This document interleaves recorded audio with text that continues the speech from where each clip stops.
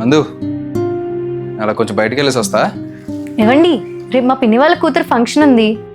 మరీ చెప్పారు రమ్మని, గుర్తుందిగా? గుర్తుందిలే. వెళ్దాం కదా? నాకు ఇంట్రెస్ట్ లేదు నందు, నువ్వు వెళ్ళేసి వచ్చేసాయి. అదేంటండి అలా అంటారు? ఇంట్రెస్ట్ లేదని చెప్పానా?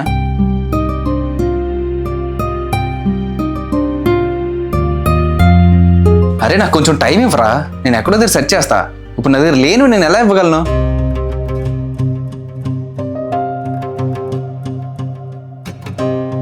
ఏమైందండి? ఏం లేదులే. చెప్పండి. ఏం లేదని చెప్పానా? ఎందుకు అలా మళ్ళీ మళ్ళీ అడుగుతున్నావు?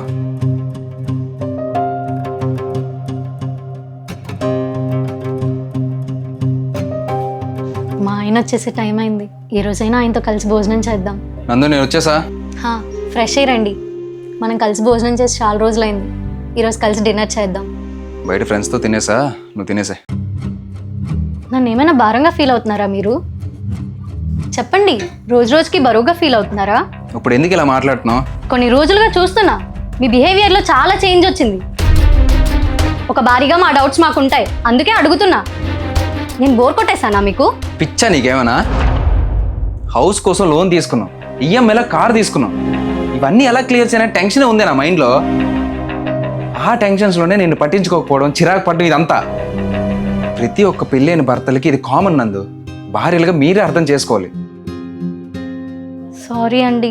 ఒకటి చెప్పనా, ఇలా ఉంటేనే కావాలనిపించేది ఇష్టం, ఎలా ఉన్నా కావాలనిపించేదే ప్రేమ. వైఫ్ అండ్ హస్బెండ్స్ అయినా, గర్ల్ ఫ్రెండ్ బాయ్ ఫ్రెండ్ అయినా ఒకరికొకరు టైం ఇచ్చుకుంటున్నప్పుడు నచ్చాలి, ఇవ్వలేనప్పుడు కూడా నచ్చాలి. అలా అర్థం చేసుకుంటే ఇంకెలాంటి గొడవలు ఉండవు. హస్బెండ్స్కి బయట చాలా టెన్షన్స్ ఉండొచ్చు, దానివల్ల మీతో టైం స్పెండ్ చేయలేకపోవచ్చు.